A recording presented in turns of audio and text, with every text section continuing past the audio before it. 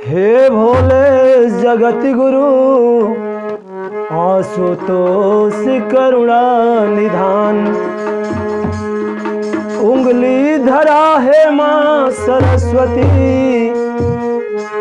लाज बचाना जय बजरंग बली बुद्धि निधान।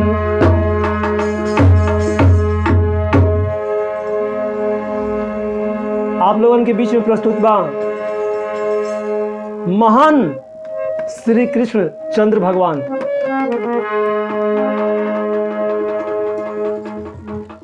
मैं प्रेम से करूं प्रार्थना प्रभो, सुन लेना तू सुदर्शन चक्रधारी।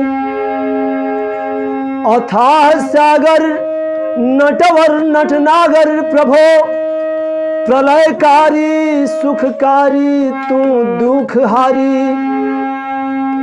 नैया न डूबे भंवर मध्य कदापि मेरी, मैया के गोपाल कन्हैया बंसीधारी। आपका यह नाम देवा है हर पल प्रभो, प्रभा राधिका राधा है माता हमारी। यहाँ एक लाइन तरज बा आ लगत बा कि हमार लिखल तर्ज बा कि फर्ज झेले लोग आपन सर पर कर्ज हो जाला। फर्ज झेले लोग आपन सर पर कर्ज हो जाला। तब तक खुद गर्ज के हूँ ऑल गर्ज हो जाला।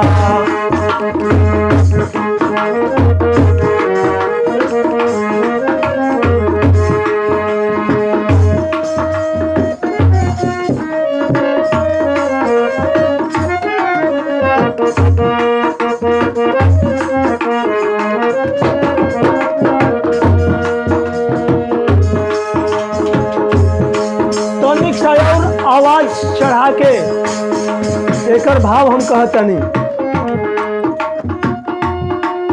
जब जब जमीन ऊपर अत्याचार हो जाला। प्रमाण बा जब जब हो ही धर्म की हानि, बारही अधम असुर अभिमानी। तब तब हरिधरि मनुज शरीरा, हरहि कृपा निधि सज्जन पीरा। यदा यदा ही धर्मस्य ग्लानिर्भवति भारत, कि जब जब जमीन ऊपर अत्याचार हो जाला। तब तब निराकार ईश्वर साकार हो जाला।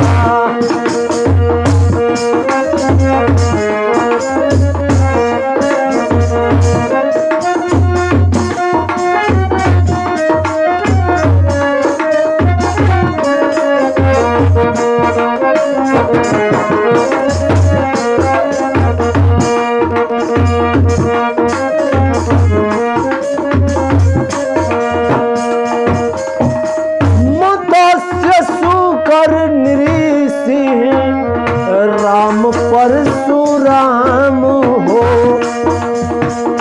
वामनोपेंद्र भगवन भजन करे काम हो।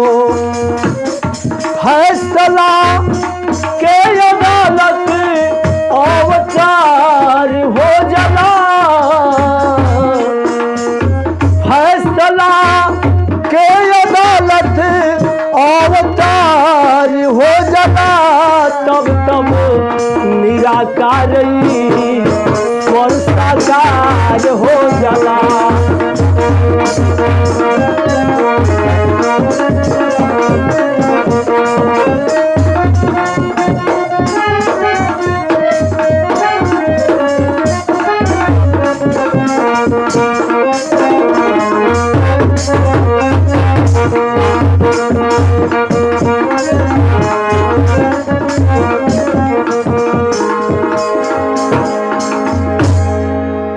बतौली ना भगवान हर जगह बनन। ऐसा बात नहीं खे कि मंदिर में 16 आना बनो आ हमन के जहाँ बैठल बन जाओ या 8 आना बनो, हर जगह बनो, बरोबरे बनो, उतने बनो। विश्वास में जेकर जैसे बाटा लगी ओके वो अपन खास पावे में घाटा लगी। लेकिन हरि व्यापक सर्वत्र समाना श्री रामचरितमानस में शंकर जी भी बतौलन। आ वह निराकार में, हवा में, पानी में, जल में, बल में, हर जगह बड़न। लेकिन जेके जहाँ जैसे भरोसा होखे और अंत में उहे भक्तन के, सेवकन के मजबूरी में, लाचारी में देख करके उहे साकार बन के आ जाता।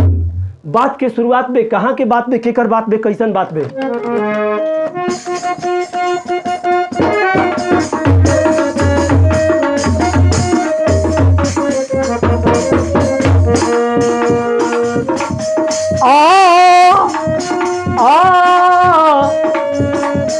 श्री कृष्ण वंशीधारी की महिमा अपार है, माथे मोर मुकुटधारी असीम करुणा प्यार है।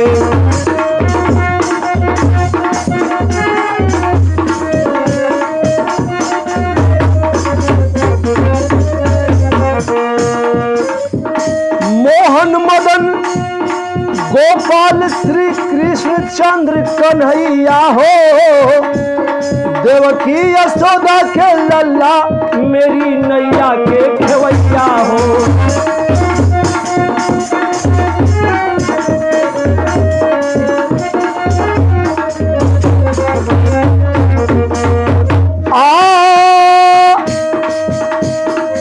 द्वापर युग में महामूर्ख की मथुरा राजधानी रही, उग्रसेन का पुत्र कंस की सुनो कुछ कहानी।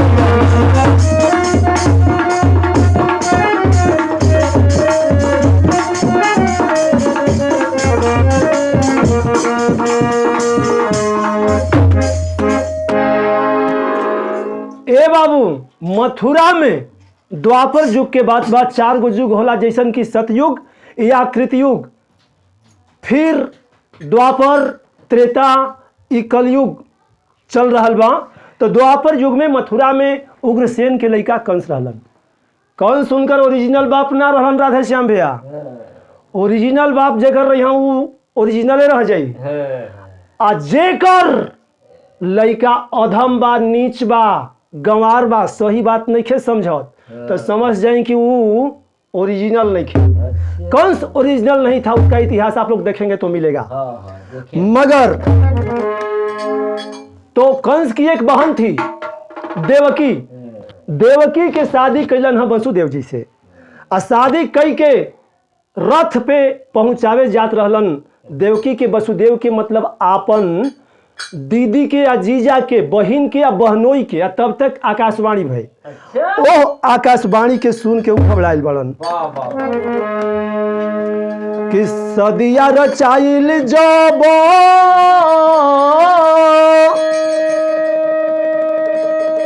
देवकी के वसुदेव जी से,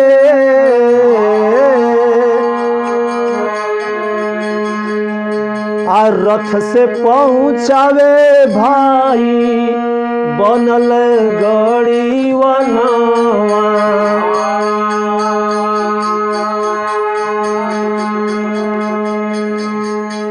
अवतार लिहन अब श्री कृष्ण भगवान हो। आकाशवाणी सुनत पापी बनल बई मनवा।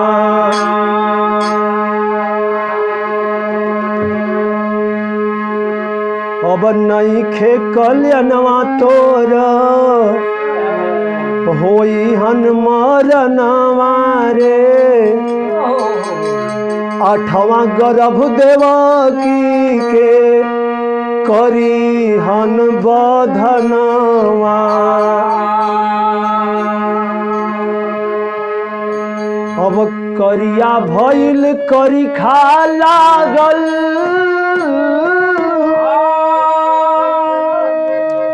ए बाबू पागल के मुहावा में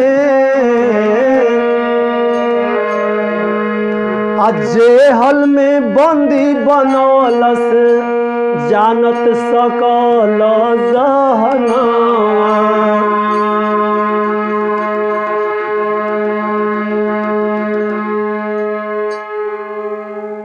देवकी वासुदेव के पहुंचावे बदे जब ले जा रहल बड़न वही घड़ी आकाशवाणी हो गई कि यही देवकी वासुदेव का 8वां लड़का तोहार वध करी।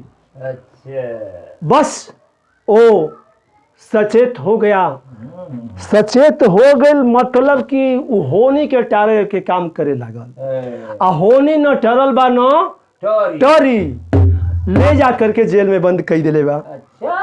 आ जब जेल में बंद कर दिले बा तो तने ना आपन बाप के बंदी बना के महतारी के बंदी बना के राजा बनल रहे कि अगर बाप माई फ्री रही तो राजा हम नहीं कहाई, आ ये लोग बंद रही तब हम महाराजा कहाई। यहाँ एक लाइन वह तरज बा कि नई नई प्रीत लगी रे यही रनवा, नई नई प्रीत लगी रे यही रनवा, गवनवा हम ना जाबे ना।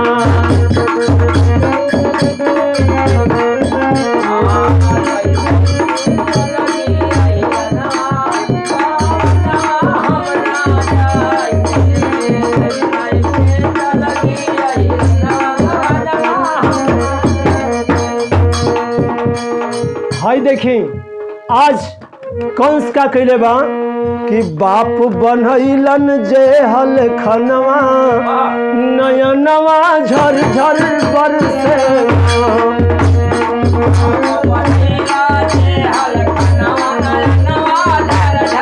अरे जिया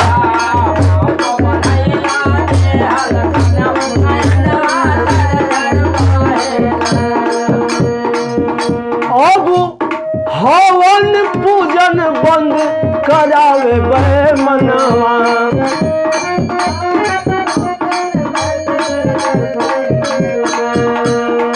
आगे बाबनवा ना बची सैतनवा।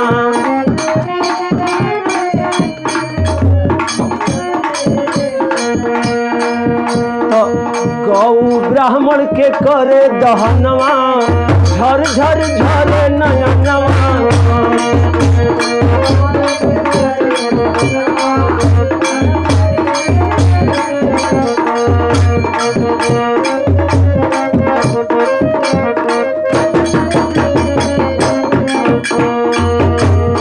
बतलावल गइल बा कि जाको हरि दारुण दुख दिन्हा आ ताकि मती पहले हर लिन्हा। जेकरा के बरियार विपत में भगवान डालेला ओकर सबसे पहले बुद्धि के चौपट करेला। का कहना हो सब देवता लोग पहुंचल बाड़न जाके ओहर विष्णु भगवान के हैं आ विष्णु भगवान से कहला कि हे नाथ, अनाथन के नाथ, नाथन के नाथ, विश्वनाथ, अब एगो काम करें। कंस का बात कहाँ तक पहुंच गई बात अब सबके आफत विपत फजीहत बड़ा चरम सीमा पर पहुंचा देले बा कि हमन के कोइल करे अरे बहुत ससतिया हरामी चुतिया।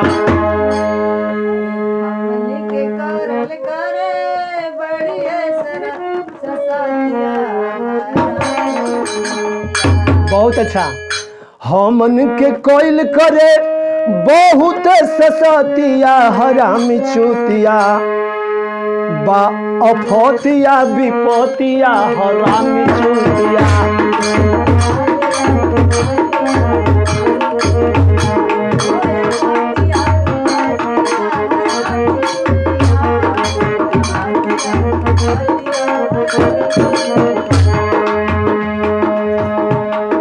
जगदीश्वर जगदीश महान भगवान हो, देवगण कहत बड़न चाहे भगवान हो अब निर्दोषवन के देला, निर्दोषवन के देलाई अनहेरे मऊतिया हरामी चूतिया, हरामी चूतिया बनल सुमतिया के सवतिया हरामी चूतिया।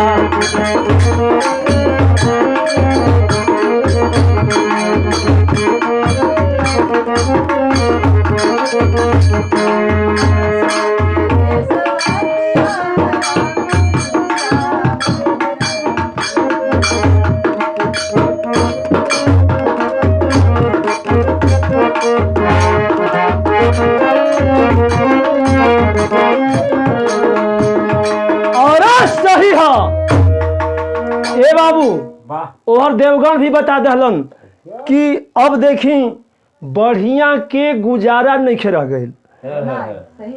तो आपके भक्त लोग के अब आप पर विश्वास बनल रहे, रउओ के कुछ करे के पड़ी। तो अब वह जेहल में भगवान श्री कृष्ण भाद्रपद भादों के महीना सूदी कहला अंजोरिया, बदी कहला अनहरिया।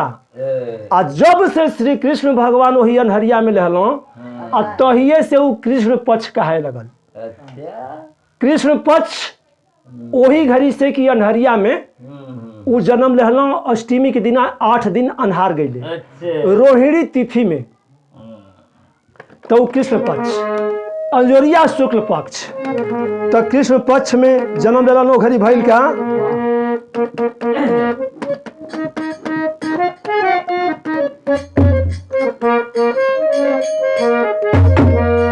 कि हरि हरि जेहल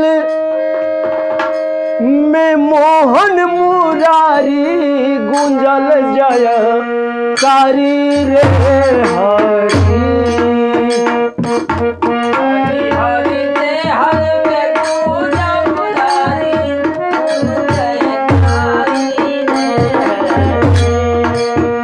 हरि हरि जेहल में मोहन मुरारी गुंजल जय कारी रे हरि।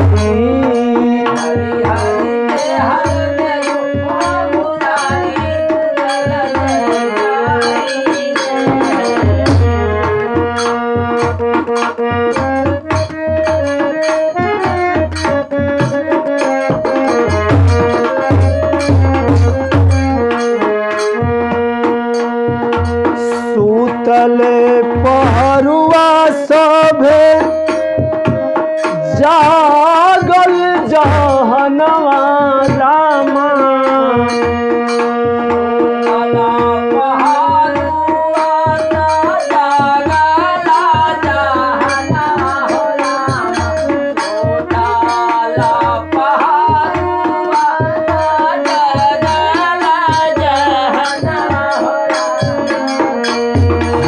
रामा रिम झिम बदरिया कारी गुंजत जय कारी रे हरि। हरे रामा रिम झिम बदरिया कारी गुंजत जय कारी रे हरि।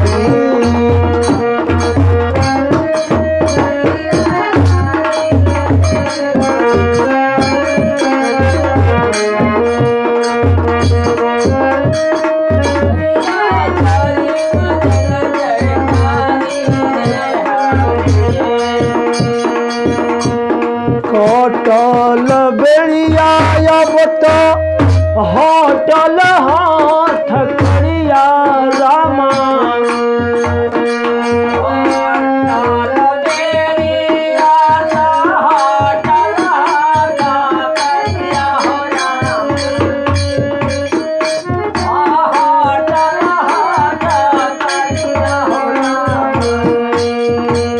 कटल बेड़िया अब तो हटल हाथ करिया रामा।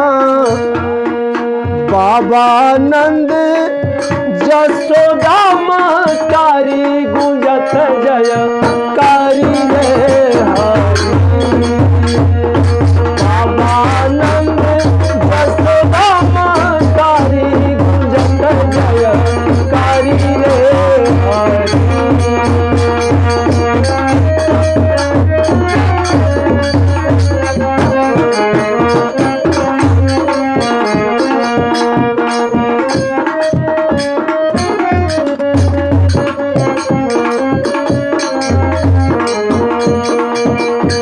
हरि जेहल में मोहन मुरारी गुजत जय कारी रे हरि। हरि हरि जेहल में मोहन मुरारी गुजत जय कारी रे हरि। जेहल में आ गिलन। अब बताई कि जब भगवान आ गिलन तो सभे न जाग गई, लेकिन जे खल होला एक ठीक उल्टा काम करला, ओकर दिमाग ओकर काम उल्टा होला। आप कहब कि ए हो सावन में मुर्गा नहीं खाई जाला। अच्छा, तो कई सावन में तो हमसे बड़ भक्त हवा क्या, हम हर महीना में खाइला। अच्छा, देखें मतलब वो भगवान जन्म लिए, श्री कृष्ण भगवान जब आ गइलन तो ओ घड़ी सब जाग गए। अच्छा, एकदम एक एक कण जाग गए, तीनों लोग जाग गए। आ उनकर कंस के पहरुआ लोग सुत गिनो, उनकर सब दरबारी लोग सुत गिनो। आ कंस भी रोज जाग रहत रहा, वो सुत गिनो। नंद जी के द्वारे आ गिलन। आ धीरे धीरे लालन पालन भइल, उनकर बाल लीला, जोग लीला, सब बहुत लंबी हरि अनंत हरि कथा अनंता। लेकिन कितना साल के उम्र में कंस के मरना, और कंस के मारे से पहले और लोग के मरना, बस एक दो लाइन में हम चल रहा बानी।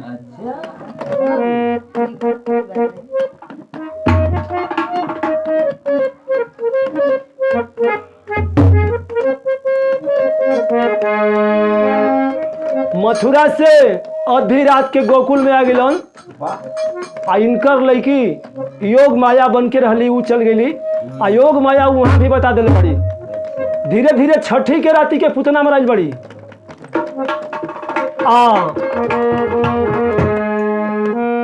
कि अइलन मथुरा से गोकुल गोपाल सुनो, और हाल चाल सुनो।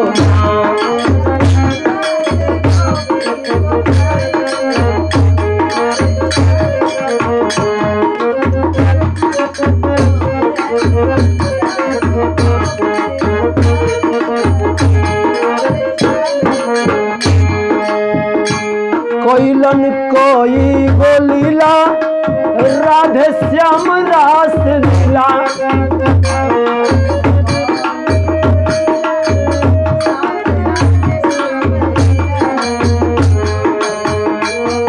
कोइलन कोई गोलीला, राधे श्याम रास लीला। पधारी पुतना सुरधाम तत्काल सुनो, और हाल चाल सुनो।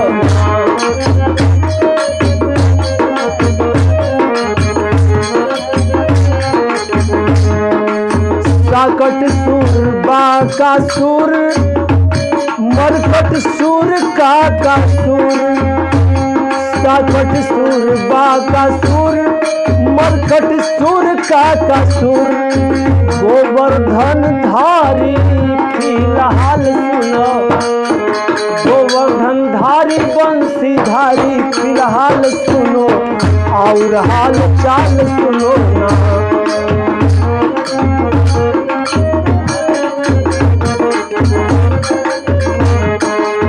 अइलन मथुरा से गोकुल गोपाल सुनो, और हाल चाल सुनो ना।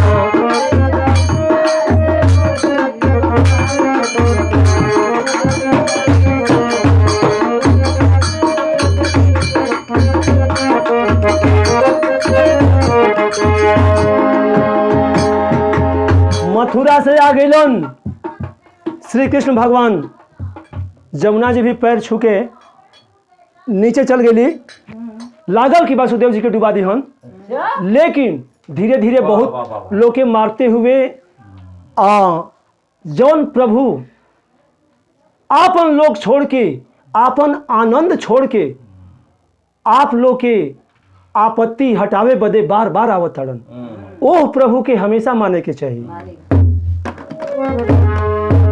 अरे कठोर कैसे करब मनवा,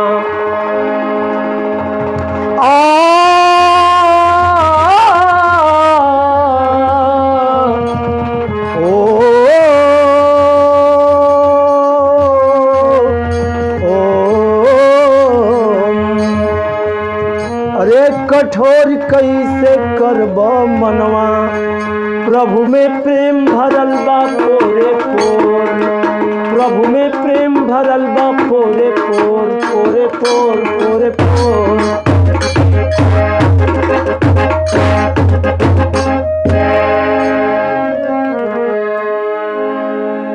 16 साल के श्री कृष्ण हुए, कंस गया सुरधाम, केवल भजन कर लो संतों, आएगा आराम।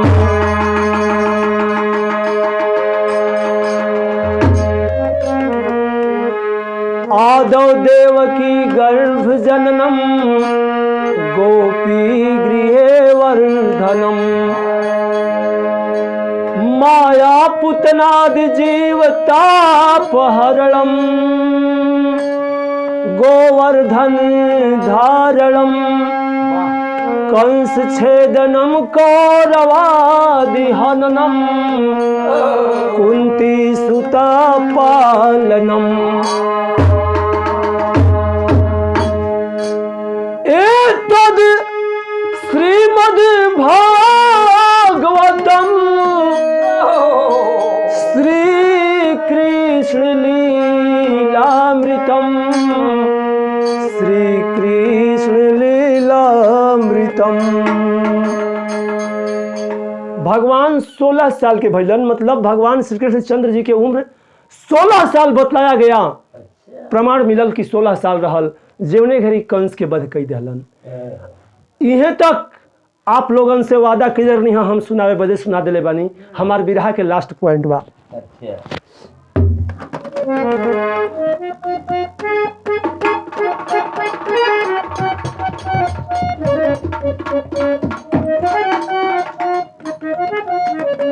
राधे श्याम भैया और कोरेलन कृष्ण कष्ट नष्ट बारंबार मितवा, एक बेरी करके देखा तू पुकार मितवा।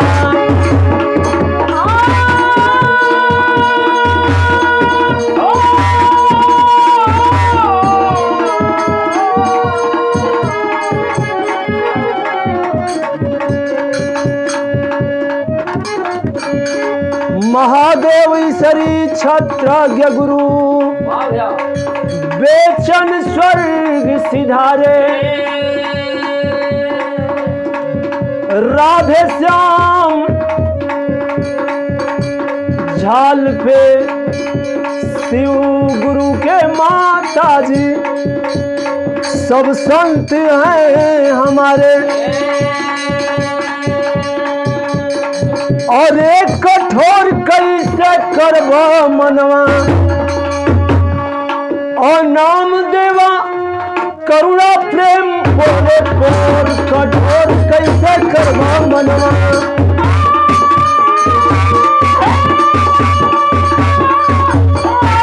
दिया दिया दिया भैया दिया, जवाब लिखे